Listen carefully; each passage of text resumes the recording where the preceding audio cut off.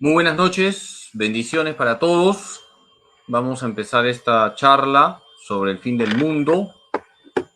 Aquí estoy en mi búnker del más allá, esta es la oficina donde trabajo. Y desde aquí, desde el santuario del Señor de la Divina Misericordia, rezo por ustedes, los encomiendo. Vamos a empezar, como siempre tenemos que empezar, poniéndonos en la presencia de Dios, en el nombre del Padre, y del Hijo, y del Espíritu Santo.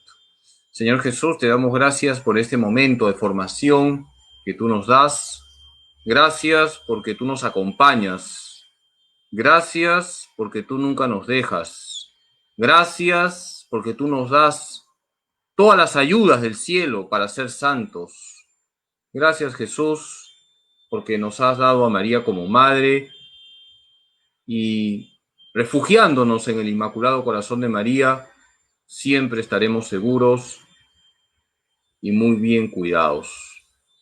Vamos a decirle a tu Madre Santísima, Jesús, porque ella también es nuestra Madre, la oración que a ella tanto le agrada, y por eso todos juntos nos unimos en la plegaria diciendo: Dios te salve María, llena eres de gracia, el Señor es contigo, bendita tú eres entre todas las mujeres, y bendito es el fruto de tu vientre, Jesús. Santa María, Madre de Dios, ruega por nosotros pecadores, ahora y en la hora de nuestra muerte. Amén. Gloria al Padre, y al Hijo, y al Espíritu Santo, como era en el principio, ahora y siempre, por los siglos de los siglos. Amén. Queridos hermanos, vamos a hablar del fin del mundo. No hay nada nuevo bajo el sol. No voy a decir nada raro. Aquellos que estén esperando que diga cosas raras se van a defraudar, porque voy a hablar lo que enseña la iglesia, que no es nada raro. Y por eso vamos a tener esta charla apoyándonos en la Sagrada Escritura para poder entender lo que significa el fin del mundo. Empecemos pues con la charla y, como siempre, tenemos aquí nuestro PowerPoint de los ricos, donde voy a ir explicando con preguntas poco a poco lo que es el fin del mundo. ¿A qué llamamos el fin del mundo? A la segunda venida del Señor. Por lo tanto, cuando nosotros hablamos del fin del mundo, estamos hablando de la segunda venida del Señor. ¿Y cómo se llama la segunda venida del Señor? Se llama la parusía. El fin del mundo nos lleva a hablar de la segunda venida del Señor. Y la segunda venida del Señor se llama la parusía. ¿Qué es la parusía? La segunda venida del Señor. ¿Cómo se llama la primera venida del Señor? A ver quién me dice. ¿Cómo se llama la primera venida del Señor? La encarnación. El Verbo se hizo carne y habitó entre nosotros. Es la primera venida del Señor al mundo. ¿Y cómo se llama la segunda venida del Señor? La parusía. ¿Y de dónde viene la palabra parusía?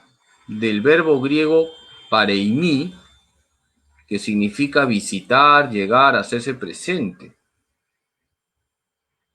Por lo tanto, la palabra parusía es griega y significa visita, llegada, presencia. Antiguamente, cuando el emperador romano llegaba a un pueblo, se llamaba la parusía del emperador. Y esa palabra, parusía, fue tomada por los cristianos para hablar de la segunda venida del Señor.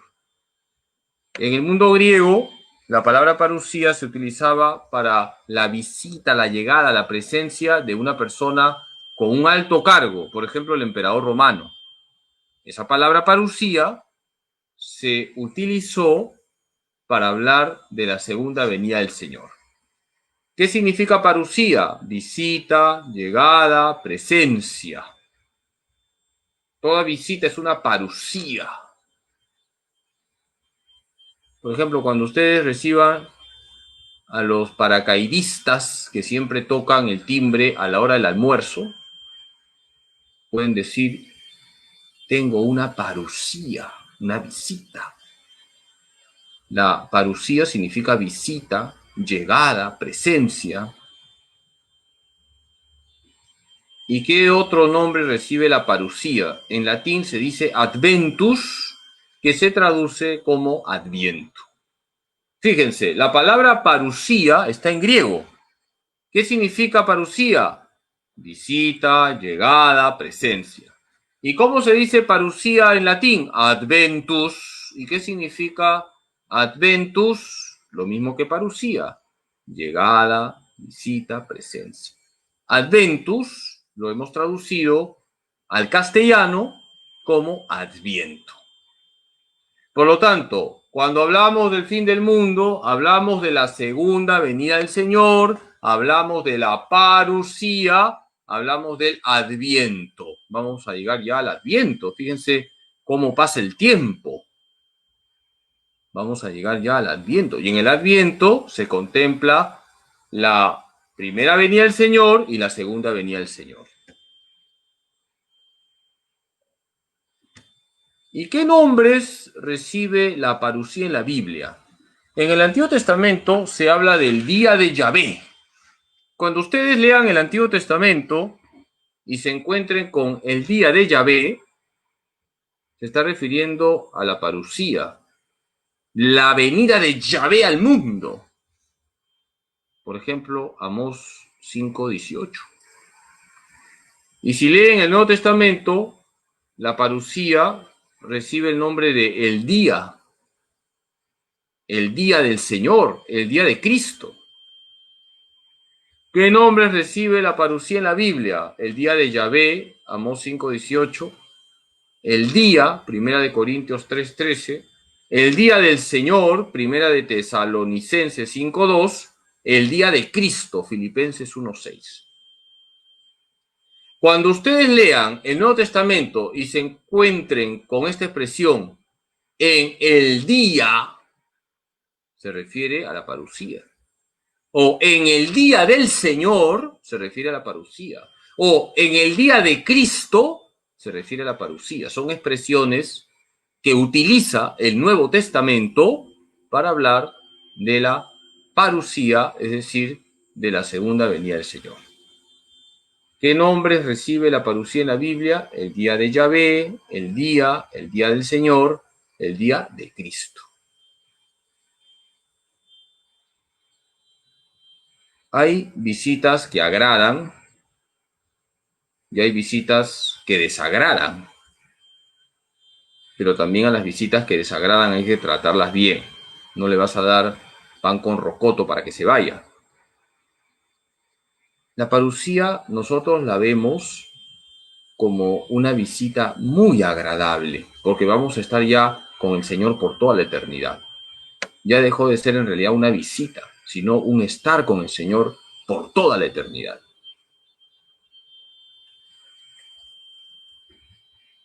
¿Qué acontecimientos vendrán con la parusía? La resurrección universal, la transformación del mundo, los cielos nuevos y la tierra nueva, y el juicio final. Cuando hablamos del fin del mundo, estamos hablando que Jesús va a venir por segunda vez, todos van a resucitar, se transformará el mundo, vendrán los cielos nuevos y la tierra nueva, este mundo será transformado para reflejar la gloria de Dios y se dará el juicio final, será el triunfo de la justicia, el triunfo de la verdad, el triunfo del amor.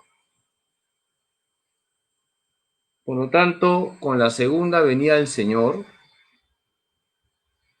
es decir, con la parusía, vendrá la resurrección universal, vendrán los cielos nuevos y la tierra nueva, es decir, la transformación de este mundo, y vendrá el juicio final. Todo esto está en la Biblia. Jesús dice que Él va a venir y que habrá resurrección de vida y resurrección de condenación. Todos vamos a resucitar, como ya expliqué en la charla del más allá. Todos vamos a resucitar. Quienes están en el ámbito de la salvación resucitarán con cuerpos gloriosos. Quienes por su propia culpa están en el ámbito de la condenación, resucitarán con cuerpos de condenación. Jesús vendrá por segunda vez y todos van a resucitar, porque el poder de Dios es infinito y Él tiene el poder de reunir todas nuestras partículas. Cuando Jesús venga por segunda vez, se dará la resurrección universal. Y la creación se transformará. Dice San Pablo en Romanos 8, 19, 22, que la creación está esperando su liberación. Está esperando ser transformada. Cuando venga Jesús por segunda vez, se transformará la creación. Reflejará la gloria de Dios. No sabemos qué bienes de la creación visible permanecerán, pero esos bienes que permanezcan estarán limpios, iluminados, transfigurados.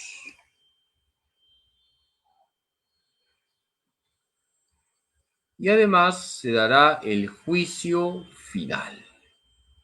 Cuando el Hijo del Hombre venga en su gloria, acompañado de todos sus ángeles, entonces se sentará en su trono de gloria.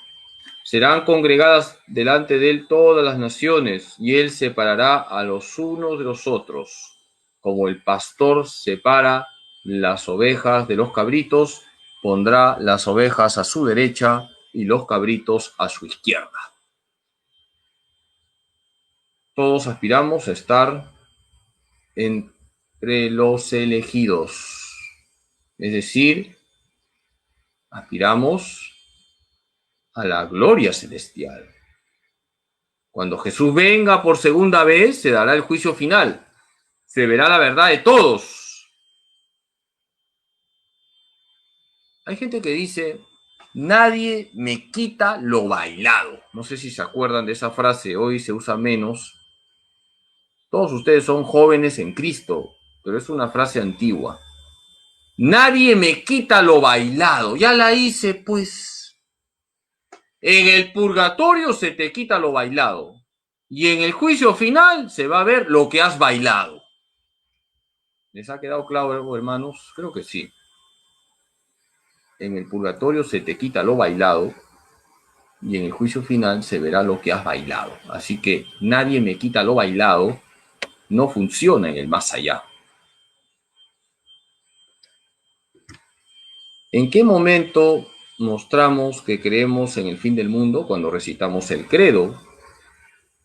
Ahí estamos creyendo en el fin del mundo. Por eso, al inicio de la charla les dije que yo no voy a hablar de cosas raras. Yo voy a hablar de lo que enseña la Iglesia. Y ustedes, cuando los domingos están en la Santa Misa, dicen que creen en el fin del mundo. Desde allí ha de venir a juzgar a vivos y muertos. ¿Qué significa ha de venir? Significa que Jesús vendrá gloriosamente a juzgar a vivos y muertos, es decir, a los que estén vivos y a los que ya murieron. Padre Carlos, ¿y qué pasará con los que están vivos? Morirán y habrá un salto a la resurrección. Y cualquier generación puede ser esa generación que reciba a Jesús por segunda vez. Puede ser que seamos nosotros. No se sabe. De repente no termino la charla. De repente, antes de terminar la charla, vino Jesús por segunda vez. Se acabó la charla. La vamos a ver en vivo y en directo. Ustedes, en el credo niceno-constantinopolitano, que es el credo largo, dicen, y de nuevo vendrá con gloria para juzgar a vivos y muertos, y su reino no tendrá fin. Cada vez que ustedes rezan el credo, ustedes están afirmando el fin del mundo. Ustedes creen que Jesús vendrá de nuevo con gloria. ¿Qué nos enseña la Sagrada Escritura sobre la parusía? Es un acontecimiento incierto, es un acontecimiento inminente, es un acontecimiento lleno de signos. Esto es todo lo que ustedes deben saber. Punto. ¿Qué podemos decir del fin del mundo? Es un acontecimiento incierto, es un acontecimiento inminente es un acontecimiento lleno de signos. Y todo esto está en la Biblia, porque todo lo que la iglesia enseña está en la Biblia. La parusía es un acontecimiento incierto. La parusía es un acontecimiento inminente. La parusía es un acontecimiento lleno de signos. ¿Qué significa que la parusía es un acontecimiento incierto? No sabemos la fecha. No sabemos el día, la hora, el segundo en que vendrá Jesús por segunda vez. ¿Cuántas veces ha habido plancha quemada? Cuando se acercaba el año 1000, hubo todo un movimiento que decía, ya, en el año 1000 se acaba el mundo, plancha quemada. Luego, cuando apareció el protestantismo, muchos decían, ya, se acaba el mundo, plancha quemada. Cuando Napoleón tomó prisionero primero al Papa Pío VI, que murió en la cárcel, y luego el Papa Pío VII, la gente decía, ¡el fin del mundo! Plancha quemada. Cuando apareció Hitler y cuando hizo esas atrocidades, ese genocidio, todos sabemos las atrocidades que hizo Hitler. Algunos decían, ya es el fin del mundo, ya vino el anticristo, plancha quemada. En el año 2000, algunos decían, se acaba el mundo, plancha quemada. Ahora algunos están diciendo, ya, padre, la pandemia. No sabemos. Y no importa. ¿A quién le vamos a hacer caso? ¿A Jesús o a los charlatanes? Mas de aquel día y hora nadie sabe nada, ni los ángeles en el cielo, ni el Hijo, sino solo el Padre. Marcos 13:32. Nadie sabe nada. Jesús, en cuanto a Dios, por supuesto que sabía. Y en cuanto a hombre, él no reveló la fecha porque no le correspondía. No era su misión revelar la fecha. El día del Señor ha de venir como un ladrón en la noche. Primera de Tesalonicenses 5:2. Acuérdense, ¿qué significa el día del Señor? Acuérdense, ¿qué significa? La parusía.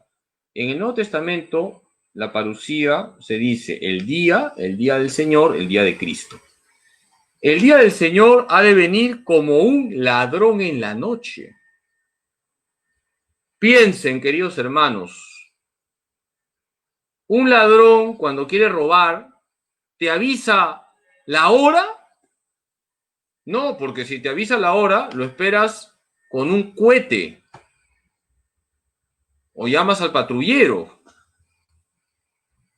El ladrón llega en cualquier momento. No se sabe. Por eso los ladrones tienen éxito, porque sorprenden. Un ladrón sabe muy bien que tiene que sorprender. El día del Señor ha de venir como un ladrón en la noche. No sabemos. Hay que estar preparados. Debemos estar todos preparados. ¿Qué significa que la parusía es un acontecimiento inminente? Da la impresión que pronto va a venir el Señor. Es una forma de hablar para suscitar la conversión. Cuando nosotros leemos la Biblia, hay textos donde parece que ya, pero todavía no. Ya, todavía no. Vamos a ver a unos textos. Tened también vosotros paciencia, fortaleced vuestros corazones, porque la venida del Señor está cerca. Santiago 5:8. Fíjense lo que decía Santiago, la venida del Señor está cerca. Han pasado muchos años, casi 2000 años, y todavía no ha venido el Señor. Pero la venida del Señor está cerca, en cualquier momento puede venir. Eso significa la venida del Señor está cerca. La venida del Señor es inminente. Puede ser ahora, puede ser en 1000 años, puede ser en 2000 años. Lo importante es estar a la expectativa. El fin de todas las cosas está cercano. Sed pues sensatos y sobrios para daros a la oración. Primera de Pedro 4:7. El fin de todas las cosas está cercano. Ya está cerca. Ya, todavía no. Parece que ya, todavía no. Y todo esto es una forma de hablar para suscitar la conversión. Es cuando un sacerdote, por ejemplo, habla sobre la muerte. Te puede decir, en cualquier momento te vas a morir. ¿Para qué? Para que te prepares. El fin de todas las cosas está cercano. Sed pues sensatos y sobrios para daros a la oración. Primera de Pedro 4:7.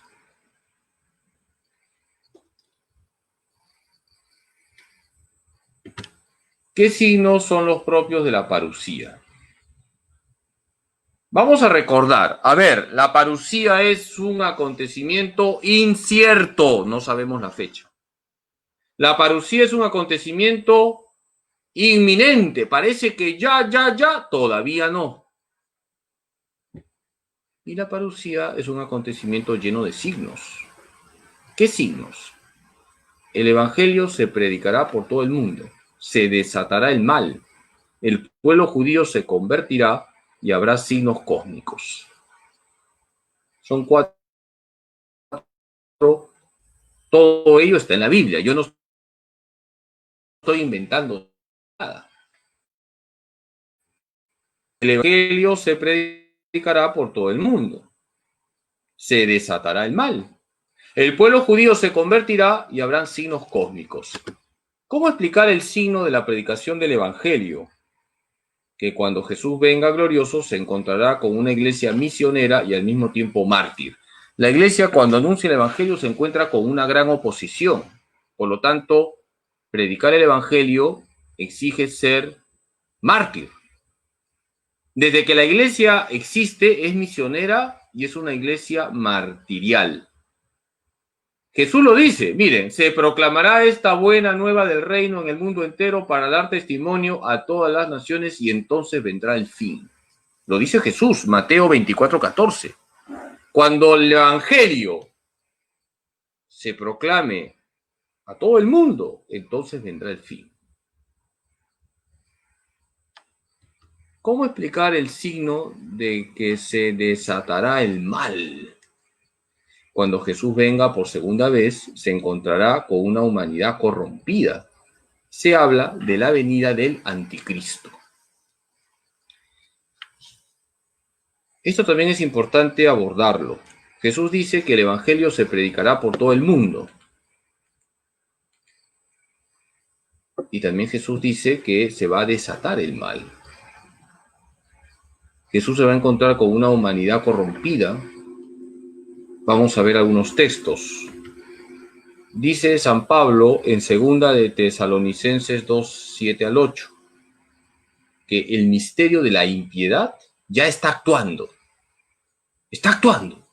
Tan solo con que sea quitado de en medio el que ahora le retiene, entonces se manifestará el impío, a quien el Señor destruirá con el soplo de su boca y aniquilará con la manifestación de su venida. San Pablo dice que en los últimos tiempos ya el misterio de la impiedad será incontrolado, se va a desatar la impiedad, porque lo que le contenía ya no lo puede contener. Y se va a manifestar el impío. Fíjense lo que está diciendo San Pablo. Se va a manifestar el impío. El impío, ya veremos luego, para Juan es el anticristo. El misterio de la impiedad se desatará. Y eso ocurre cuando no se respeta la ley de Dios. Cuando no se respeta la ley de Dios, todo vale. Y el todo vale es el mal que se ha desatado. Y es lo que estamos viviendo hoy, desgraciadamente. Hoy todo vale.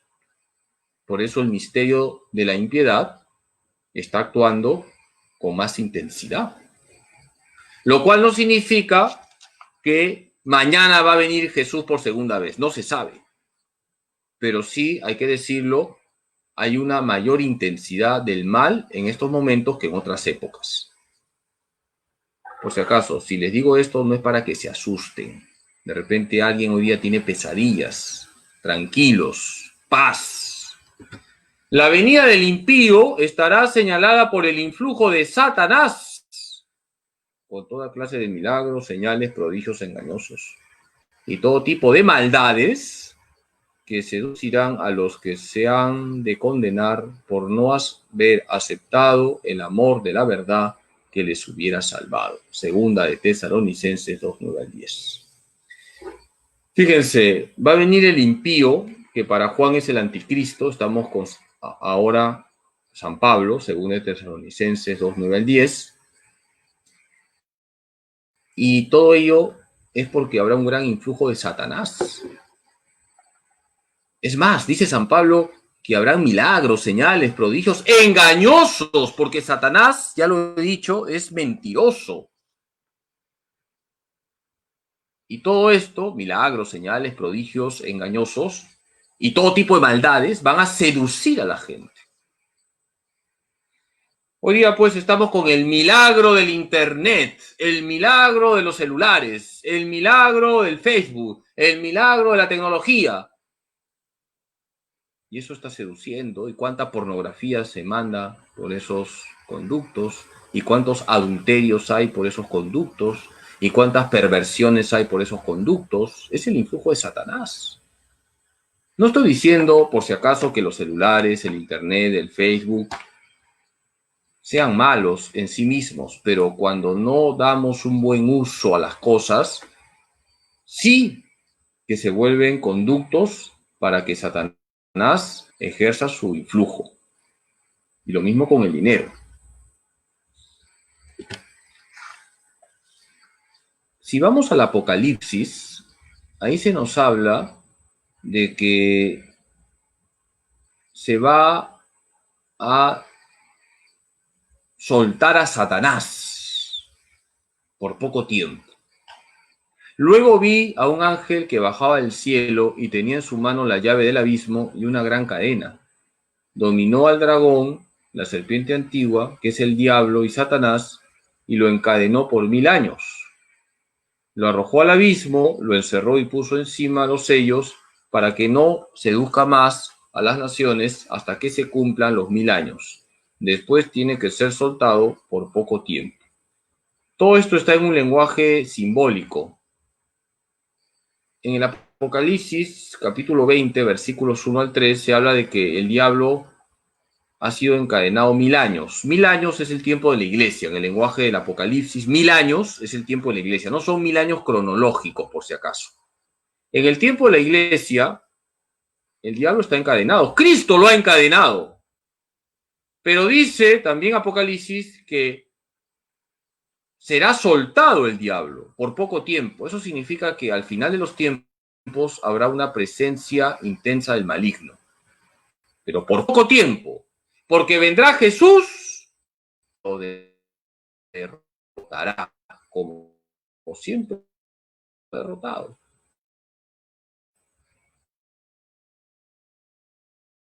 Hermanos, el mal no tiene la última sentencia del diablo. Será soltado por poco tiempo. La pregunta es, Padre, ¿eso está ocurriendo ahora? ¿Ahora que todo vale? ¿Ahora que se pisotea tanto la ley de Dios? Esa es la pregunta y yo no te voy a dar la respuesta. Porque, repito, no hay fecha.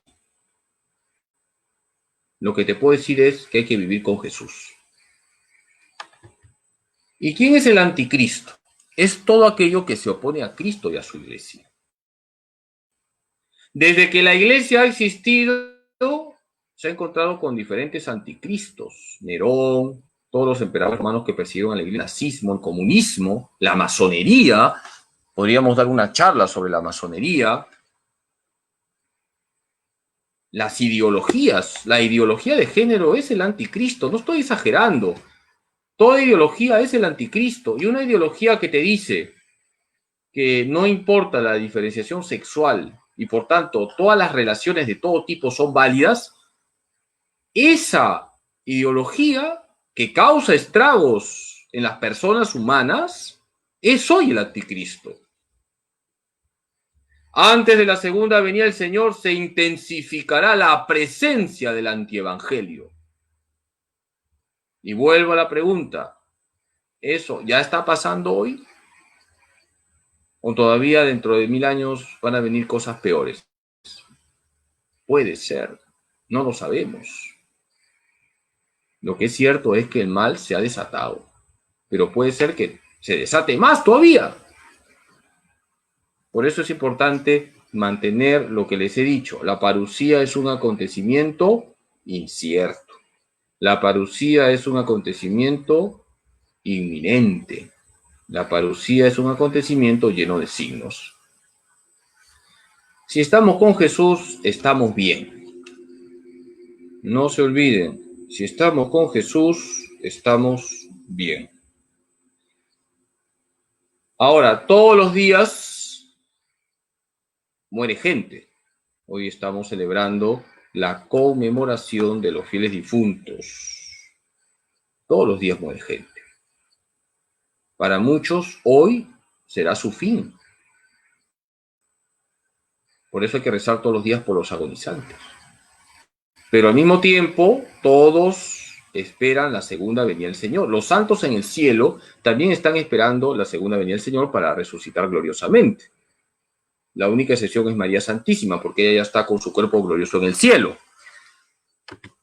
Hijos míos, es la última hora. ¿Habéis oído que iba a venir un anticristo? Pues bien, muchos anticristos han aparecido, por lo cual nos damos cuenta que es ya la última hora. Primera de Juan 2:18. Fíjense, en la época del apóstol Juan ya se hablaba de la última hora. Fíjense cuántos años han pasado.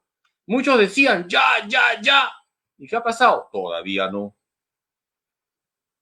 Han aparecido muchos anticristos. Hoy también hay muchos anticristos, las ideologías, todo lo que se opone a Cristo y a la iglesia. ¿Quién es el mentiroso sino el que niega que Jesús es el Cristo? Ese es el anticristo, el que niega al Padre y al Hijo. 1 Juan 2:22. El anticristo es el que niega al Padre y al Hijo, el que niega a Dios. Yo también puedo ser el anticristo si niego a Dios, si pisoteo la ley de Dios, si le doy la espalda a Dios. Por lo tanto, ya sabemos quién es el anticristo. Todo aquel que se opone a Cristo.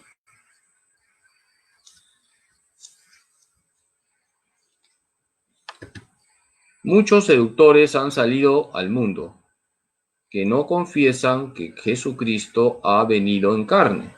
Ese es el seductor y el anticristo. Segunda de Juan 1:7. Aquel que no confiesa que Jesucristo ha venido en carne, aquel que niega que Cristo es el Señor, verdadero Dios, verdadero hombre. Aquel que no se relaciona correctamente con Jesucristo, con su humanidad santísima, ese es el anticristo. Por eso, queridos hermanos, nosotros debemos centrar nuestra vida en Jesús.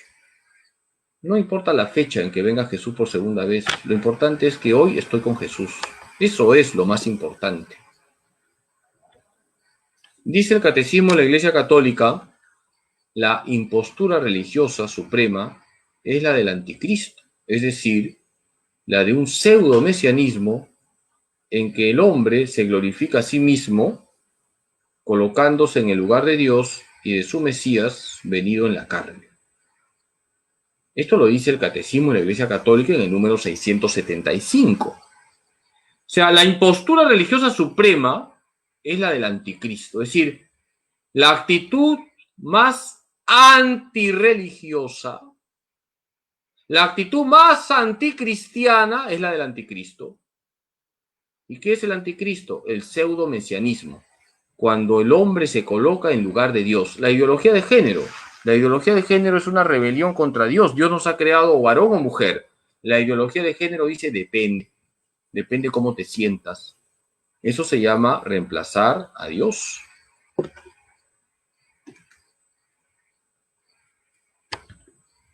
¿Cómo explicar el signo de la conversión de los judíos? Se debe entender que los judíos están llamados a aceptar a Jesús como verdadero Mesías, es decir, los judíos van a reconocer a Jesús como Mesías cuando Jesús venga por segunda vez.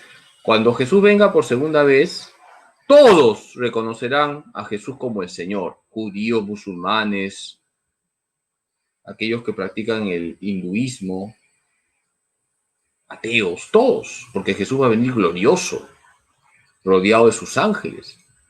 Y hoy los judíos están llamados a aceptar a Jesús como verdadero Mesías.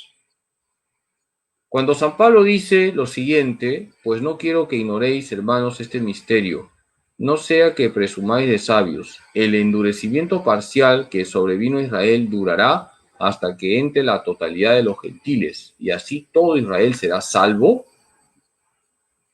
Se está refiriendo a que la salvación también se ofrece a los judíos.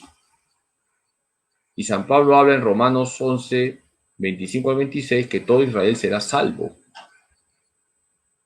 Los judíos están invitados a aceptar a Cristo como Mesías. Y uno de los signos es que los judíos se convertirán. Ahora, ¿qué significa los judíos se convertirán? ¿En 100%? No necesariamente, pero se puede entender que un porcentaje de judíos aceptará a Jesús como Señor.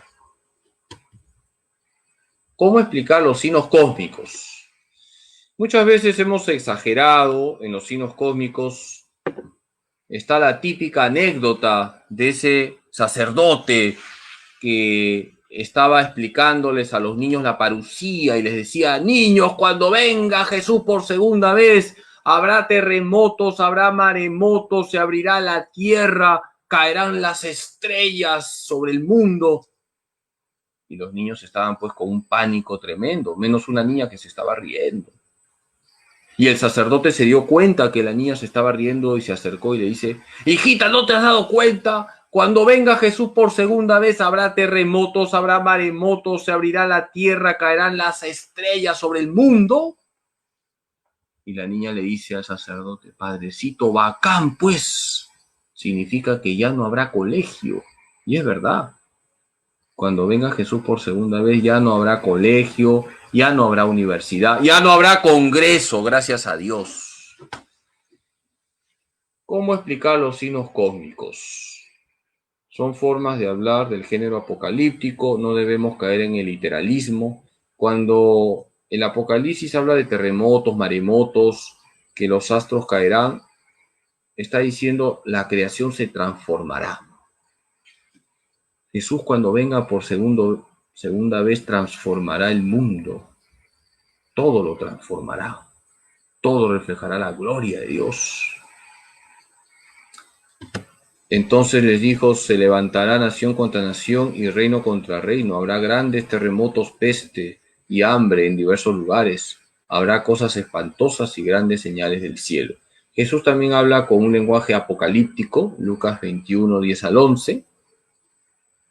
Todo esto se está dando. Tenemos la pandemia, hay hambre. Los grandes terremotos, repito, expresan la transformación del mundo. No hay que entenderlo literalmente.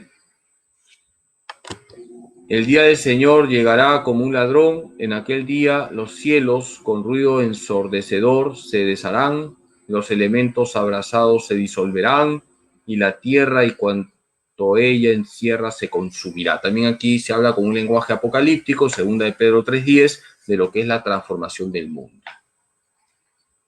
¿Qué quedará cuando el mundo se transforme? No sabemos. No sabemos qué bienes materiales quedarán. ¿Quedará el estadio de la U? No creo. ¿Quedará el estadio de la Alianza? No creo.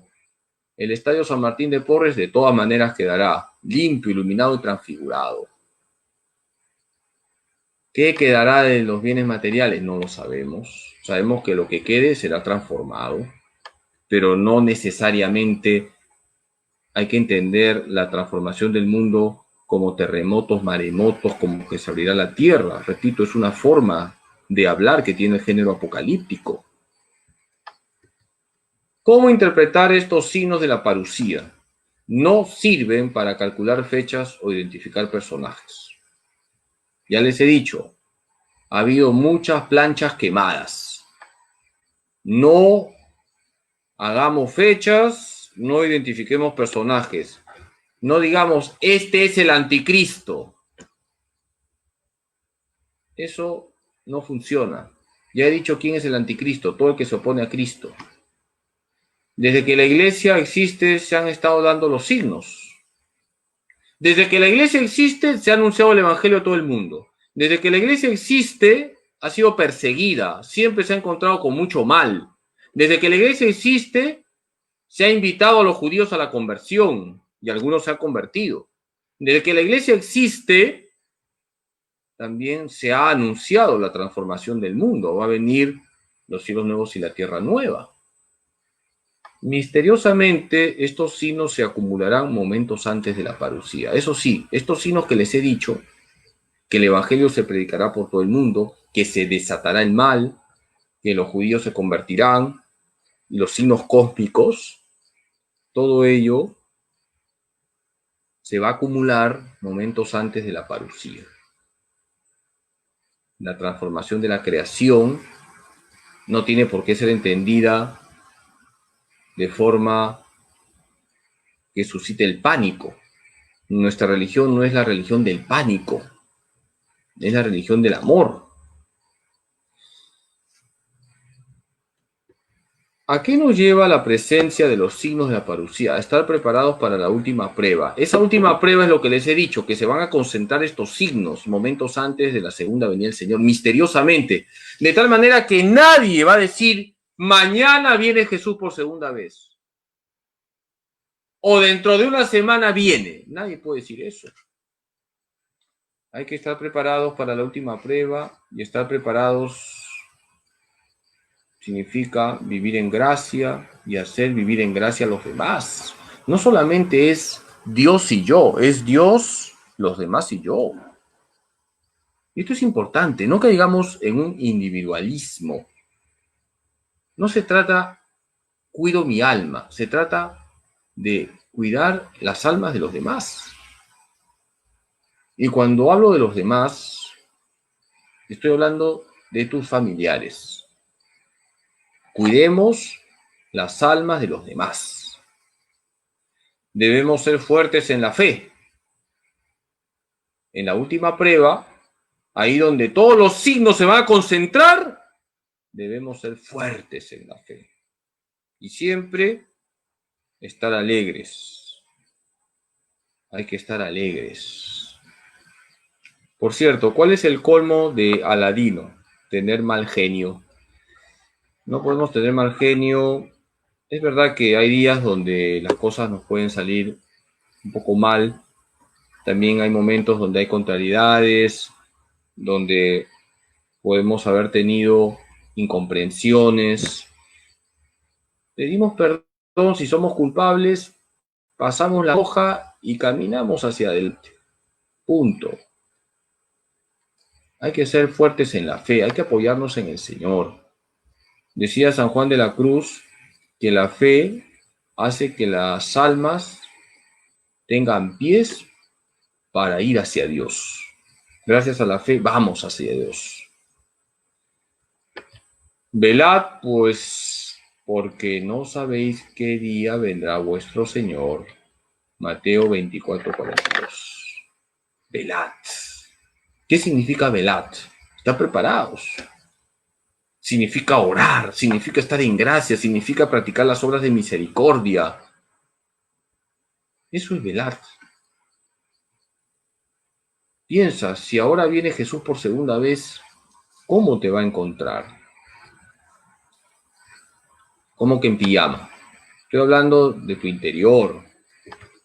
Antes del advenimiento de Cristo, la Iglesia deberá pasar por una prueba final que sacudirá la fe de numerosos creyentes. Catecismo de la Iglesia Católica número 675. Hermanos, ciertamente va a venir una prueba final. Padre Carlos, pero ya no estamos pasando por una prueba. No puedo ir a la iglesia. No puedo confesarme. No puedo comulgar. Bueno, ven al santuario. Aquí puedes hacerlo. Ciertamente que este tiempo de pandemia ha sido una dura prueba y todavía sigue siendo una dura prueba. Por ejemplo, voy a hablar ahora a título personal. Espero que luego de que diga mi opinión no termine en piedras gordas. Me parece que hay una obsesión enfermiza por dar la comunión en la mano. Hay una obsesión enfermiza. Como si la Eucaristía fuese portadora de un virus. Y no es así, hermanos. El fiel tiene la libertad de comulgar, ya sea en la boca o en la mano. Está permitido también, hay que decirlo. No podemos estar obsesionados ahora, que Dios mediante pronto se van a abrir las puertas de las iglesias, por dar la comunión solamente en la mano. Pienso yo, es mi opinión de este siervo inútil, pecador, burro de Cristo, que son mis 3 títulos. Eso denota, hermanos, que hay una crisis de fe. Conozco personas que han estado comulgando este tiempo de pandemia y están muy sanas y comulgaban siempre de rodillas en la boca. No estoy diciendo con ello que no hay que cuidarse, por si acaso. Hay que cuidarse. Y el sacerdote que da la comunión tendrá que dar la comunión como lo hacemos aquí, con mascarilla y lavarse las manos, pero no estemos obsesionados ahora por dar la comunión solo en la mano. Y termino ya de dar mi opinión personal. ¿Qué actitud debemos tener con relación a la parucía?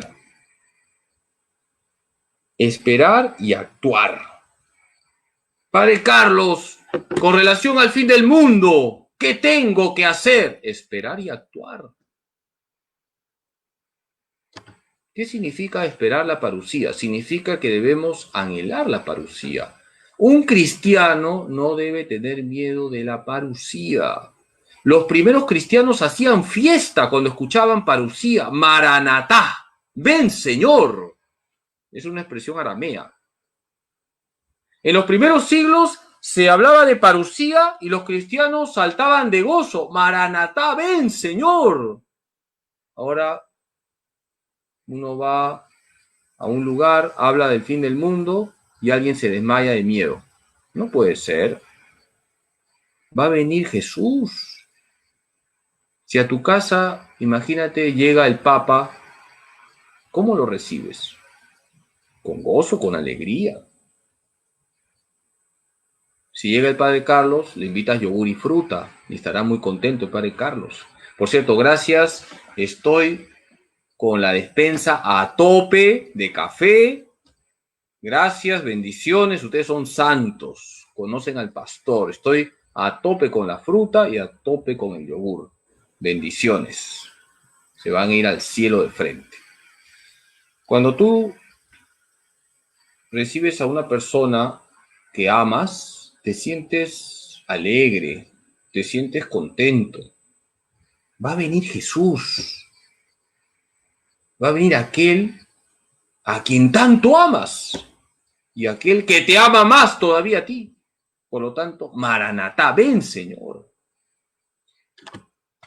Cuando empiecen a suceder estas cosas, cobrad ánimo y levantad la cabeza porque se acerca vuestra liberación. Lucas 21, 28. Hermanos, cuando se dé el fin del mundo, se acerca nuestra liberación. Bendito sea Dios, se acerca vuestra liberación. Por eso, Maranatá, ven Señor. Se acerca vuestra liberación. El que no quiera al Señor sea anatema. Maranatá. Primera de Corintios 16:22. El que no quiera al Señor sea anatema, dice Pablo. Pablo también daba sus chiquitas, ¿ah? ¿Qué significa sea anatema? ¿Quién me dice? Quien me lo diga, una bendición potente que no va a dormir toda la noche. Sea anatema significa sea maldito. Es una palabra muy fuerte que usa San Pablo. El que no quiera al Señor sea maldito. Maranatá, ven, Señor. Ven y pulveriza todo el mal. Ustedes cuando rezan el Padre Nuestro dicen, venga a nosotros tu reino. Cada vez que ustedes rezan el Padre Nuestro están pidiendo el fin del mundo y no se dan cuenta. Venga a nosotros tu reino. Y en la Santa Misa anunciamos tu muerte, proclamamos tu resurrección. Ven, Señor Jesús. Maranatá. Jesús, ven. Que venga tu reino con toda su fuerza. ¿Y qué significa actuar en relación con la parusía? Acuérdense de los dos verbos, esperar y actuar. Los comunistas acusan a los católicos de que por pensar solo en el cielo descuidan la tierra, descuidan el mundo. Eso es una calumnia. El verdadero católico piensa en el cielo, tiene el corazón en el cielo, pero los pies en la tierra. No solo debemos esperar, sino actuar y esforzarnos por construir una sociedad más justa y solidaria. Esto es importante. No solamente se trata de que voy a esperar que Jesús venga para que transforme todo. Voy a esforzarme para que Jesús se encuentre con una sociedad más justa y solidaria. Quiero que cuando venga Jesús se encuentre con la casa ordenada. Que haya más justicia, más solidaridad. Que nos tratemos como hermanos. Que no haya personas que vivan en condiciones infrahumanas. Que se respete la vida en todas sus etapas. El cristiano espera y actúa. Estamos llamados a actuar, a forjar una sociedad donde estén los valores del reino, la verdad y la justicia, la paz y el amor. Por eso hay que tener el corazón en el cielo, pero los pies en la tierra. Voy a mejorar esa frase. El corazón en el sagrario, porque para nosotros, aquí en la tierra, el sagrario es un pedacito de cielo. El corazón en el sagrario. Los pies en la tierra, ayudando a las personas necesitadas. Y en las manos el Santo Rosario. Ya mejoré la frase. Hay que tener el corazón en el sagrario, los pies en la tierra y en las manos el Santo Rosario. Miren, hasta rima, soy medio poeta. Dice la Iglesia en un documento que se llama Gaudium et Spes número 39, se nos advierte que de nada le sirve al hombre ganar todo el mundo si se pierde a sí mismo. No obstante, la espera de una tierra nueva no debe amortiguar, sino más bien avivar la preocupación de perfeccionar esta tierra, donde crece el cuerpo de la nueva familia humana, el cual puede de alguna manera anticipar un vislumbre del siglo futuro. Este texto es muy importante, es enseñanza de la Iglesia del Vaticano II. El documento se llama Gaudium et Spes y está en el número 39. La espera de una tierra nueva no debe amortiguar, sino más bien avivar la preocupación de perfeccionar esta tierra. Hermanos, esperamos los cielos nuevos y la tierra nueva. Esperamos la parusía, pero estamos actuando para hacer un mundo mejor. Por eso hay que tener los pies en la tierra. Debemos esforzarnos por buscar siempre la justicia, esforzarnos por buscar siempre que aquellas personas que están a nuestro lado estén bien. Debemos buscar la solidaridad tan necesaria que socorre a las personas que la están pasando mal. Eso es lo que debemos buscar también, perfeccionar este mundo.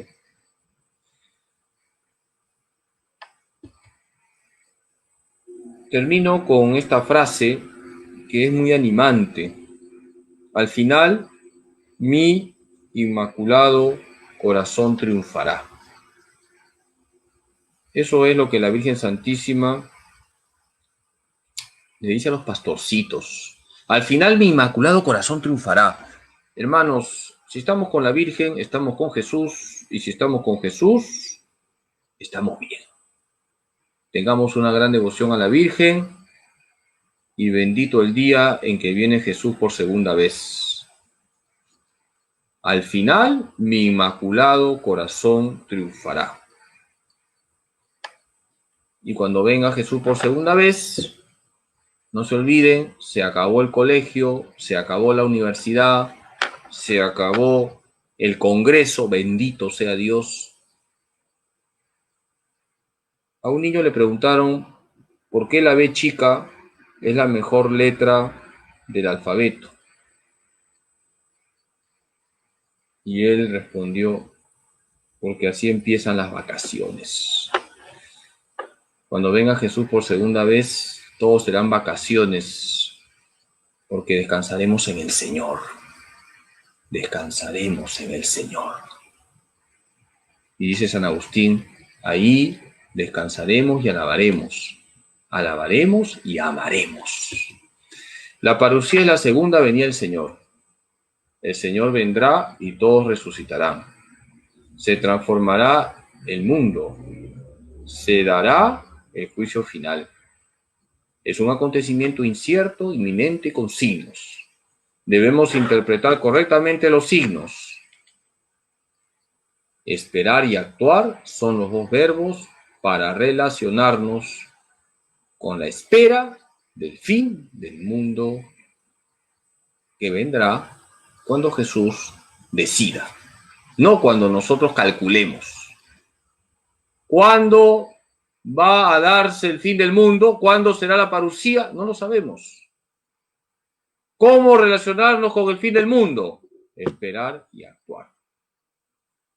Esperar y actuar. Queridos hermanos, hasta aquí la charla. Ya hemos terminado. Espero que les haya servido. No sabemos cuándo vendrá Jesús por segunda vez. Lo que sabemos es que hay que estar preparados. Y no se olviden, al final, el corazón inmaculado de la Virgen triunfará. Nosotros los católicos tenemos un gran medio para estar protegidos en esa última prueba, que no sabemos si es esta, no sabemos. No lo sabemos, estamos en el misterio, no sabemos si esta es la última prueba, la pandemia, iglesias cerradas, crisis de fe, ideología de género. Fíjense, pero hay que ser optimistas, no pesimistas, porque estamos con Jesús y María. Les dejo para que tomen su manzanilla, ¿no? Para que se relajen. Les voy a dar la bendición. El Señor esté con ustedes. La bendición de Dios Todopoderoso, Padre, Hijo y Espíritu Santo, descienda sobre ustedes y permanezca para siempre. Muchas gracias por su atención, por su paciencia, y nos vemos mañana en la misa de 7 de la mañana. Mañana es la solemnidad de San Martín de Porres. Que el Señor les bendiga. Gracias.